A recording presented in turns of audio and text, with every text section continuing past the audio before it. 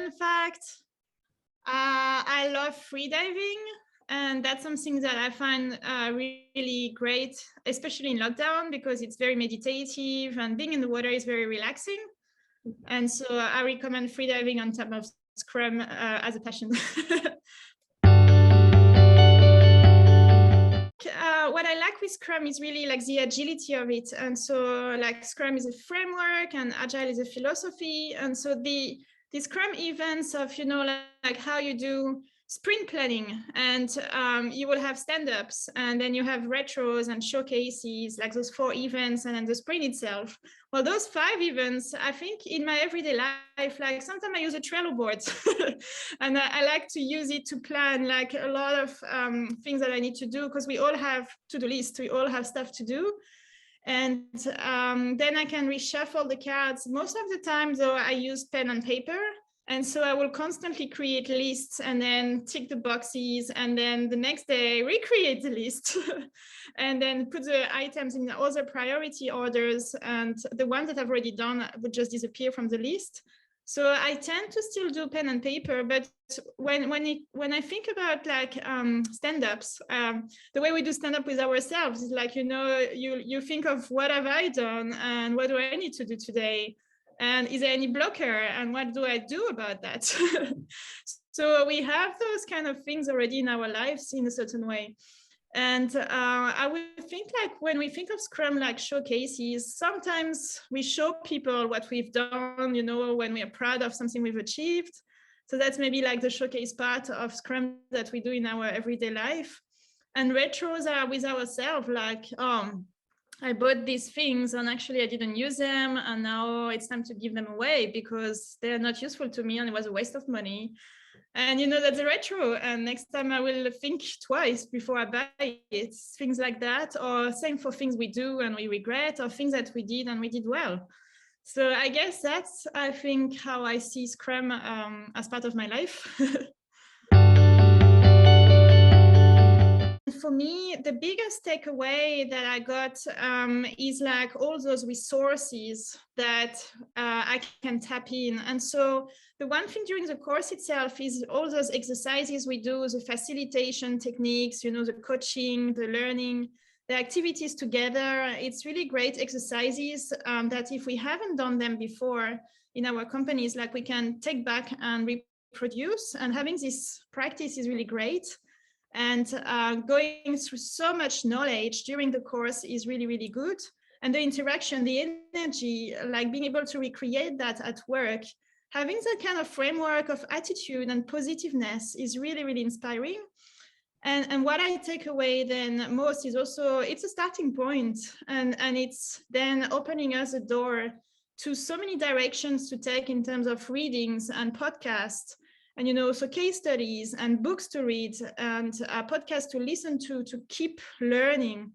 So what I really like with those certifications is the fact that we really get some materials there. And even as much as we've been working in Agile, thinking that we know a lot about it, we still have so much that we don't know about. Mm-hmm. So I've been a business analyst now for 14 years.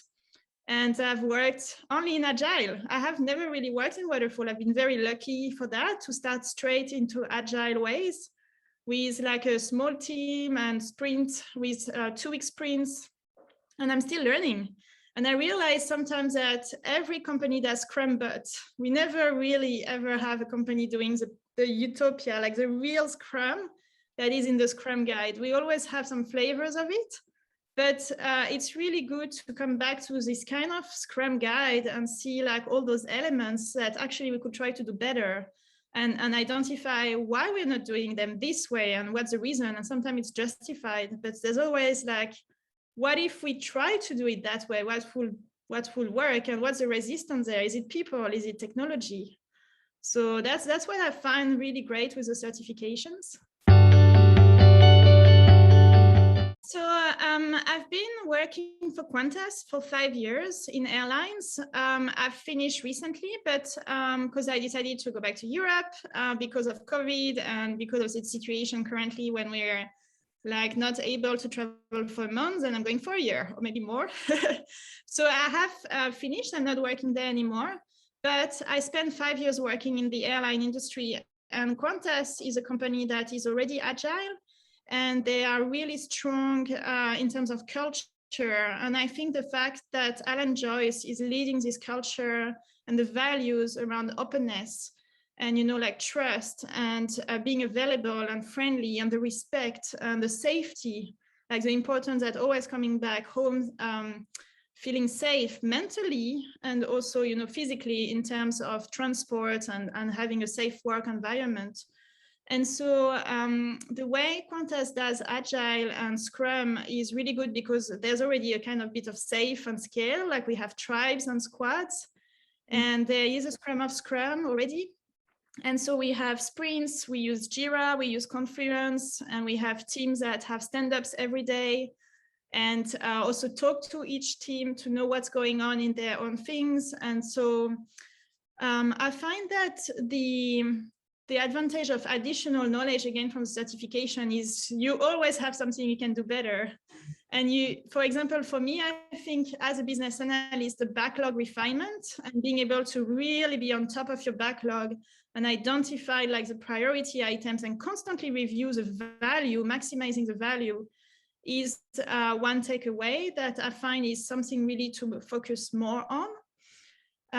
But I was really lucky to be in an industry where Agile was already there and Scrum was already there. And so it was a kind of bonus and a plus to be on those certifications, to like connect the dots and see the extra little things we can do even better. Yeah, I think for me, everyone is on different journeys. So some people will come to certifications because they've been in the industry for a long time and they want to be certified and have this on the CV. And I think it's a very highly recognized certification to have on the Scrum Alliance. And Red Agile has proved to be like really good with courses. And you can see it just by looking at the Google reviews, like it's a really good learning environment and courses. So the advice for me is when you still hesitate, go for it, you know, because there is, no matter what we know, there's so much we still don't know.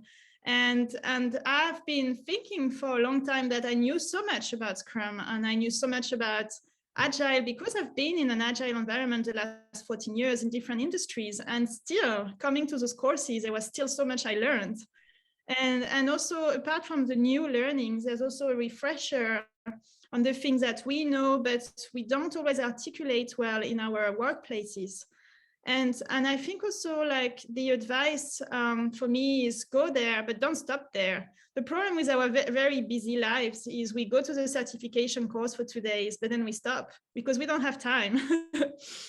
And having that list and making it our own list, whether it's by recreating it in a Google Sheet or having it, you know, in a notebook, and or just creating our own YouTube playlist and saving it and reordering the videos based on the time and when we're going to be able to watch them, I think is really important, because it's one thing to go on the 2-day course. It's another thing of just continuously continuing to improve, because there's so much given to us, but there's so much that is like books and, you know, videos and case studies that we have to read, and we have to spend time, and we have to go on those podcasts.